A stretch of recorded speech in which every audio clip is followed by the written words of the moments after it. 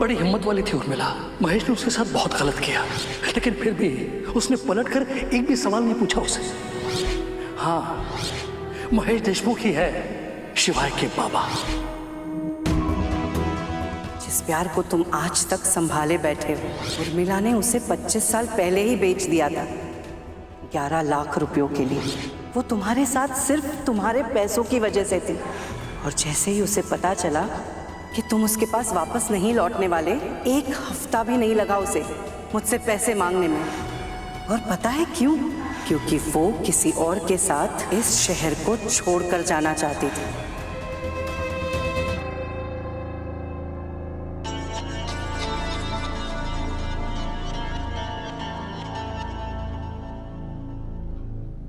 झूठ बोला गया, सिर्फ एक झूठ किसी भी इंसान की जिंदगी को पूरी तरह से बर्बाद कर सकता है। एकदम सच कहा आपने। मुझे कभी लगा नहीं था कि मैं आपकी किसी भी बात पे कभी अग्री करूंगा, पर मेरी और आपकी सच और झूठ की परिभाषा शायद अलग है। सोचा तो मैंने भी नहीं था कभी जिंदगी में तुम जैसे इंसान से मुलाकात होगी, जो एक झूठ का सहारा लेके अपने सपनों का महल बनाना चाहता हो। सच्चा और सही रास्ता जिसके सामने हो, लेकिन वो झूठ का रास्ता चुनता हो।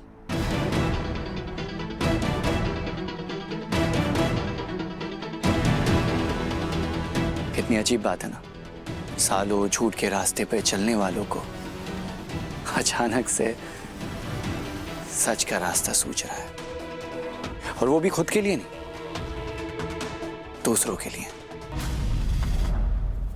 कुछ लोगों के लिए सच का भार इतना भारी होता है ना कि फिर जिंदगी भर उससे भागते फिरते हैं। सच का मुखौटा पहनकर अक्सर झूठ बर्बादी लेकर आता है। झूठ किसी की बर्बादी का कारण हो सकता है, पर सच नहीं। लेकिन कुछ सच ऐसे होते हैं जो इंसान को पूरी तरह से तोड़कर रख देते हैं।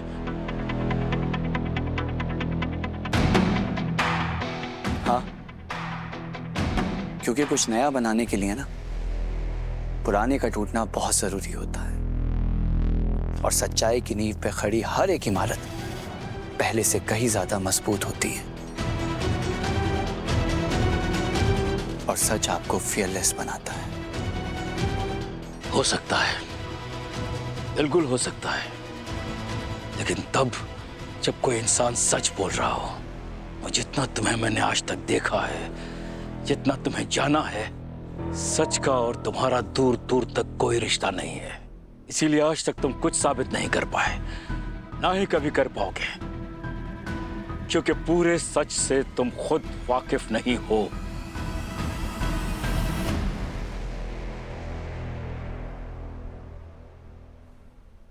आज तक नहीं कर पाया, इसका मतलब ये नहीं है कि आगे भी नहीं कर पाऊंगा।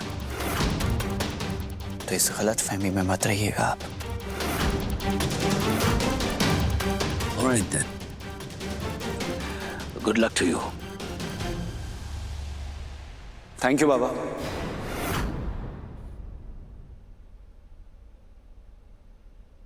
शायद इसी गुड लक की जरूरत थी मुझे।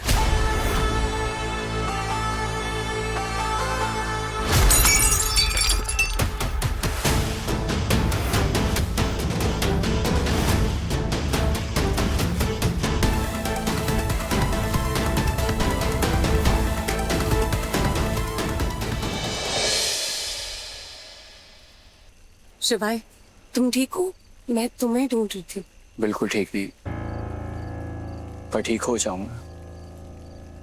मुझे ठीक होना ही पड़ेगा। बॉस, पता है, आज तक ना इस घर में रहने को लेकर मेरे मन में एक झिझक थी, पर आज मेरा सच सामने लाने के लिए एक बेगुनाह को अपनी जान देनी पड़ी। तो मेरे मन में कोई झिझक नहीं, अगर है तो सिर्फ एक जिद। इसी घर में रहकर इस घर को उसकी सच्चाई से वाकिफ कराऊंगा।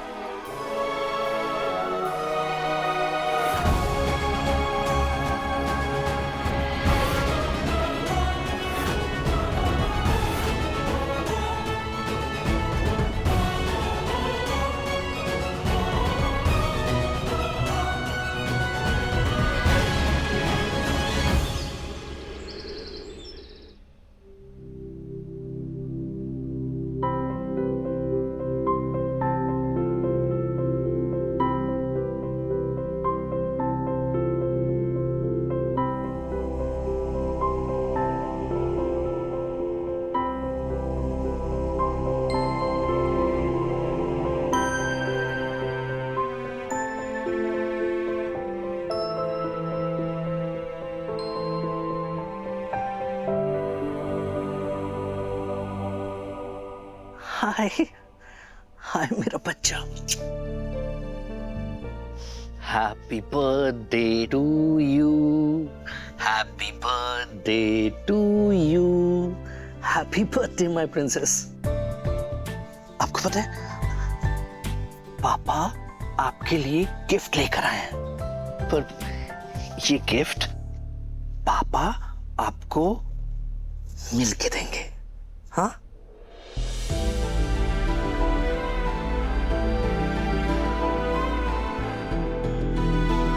आना तो मैं चाहता हूं बेटा, पर आप अपनी मम्मा को जानते हो ना।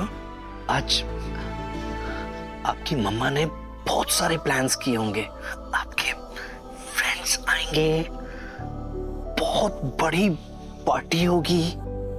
आज आप मम्मा के साथ एंजॉय करो, पापा आपसे मिलने बहुत जल्द आएंगे।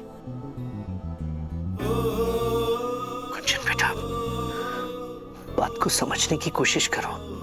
आपकी मम्मा को पता चला तो वो बहुत सैड हो जाएंगी। मैं नहीं चाहता कि आपका बर्थडे स्पॉइल हो।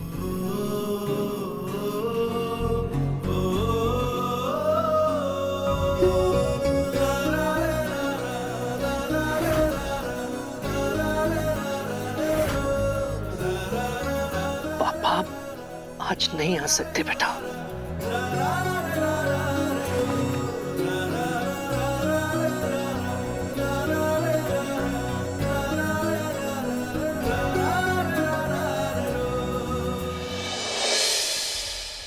चलो अच्छा है, फाइनली तुम्हें गुंजन का भला बुरा समझ में आ गया, और इसीलिए तुम उसे कोई फेक प्रॉमिसेस नहीं कर रहे हो जो तुम बाद में निभा ना पाओ। वो इसलिए कि मैं नहीं चाहता कि उसका बर्थडे खराब हो। और मैं भी नहीं खराब करना चाहती शरद। चलो गुड, एटलीस्ट एक पॉइंट तो है जिस पर तुम और मैं सेम पेज पर हैं। एंड डोंट वरी, गुंजन का बर्थडे हम धूमधाम से मनाएंगे। एंड मैं तुम्हें वीडियो भेज दूँ।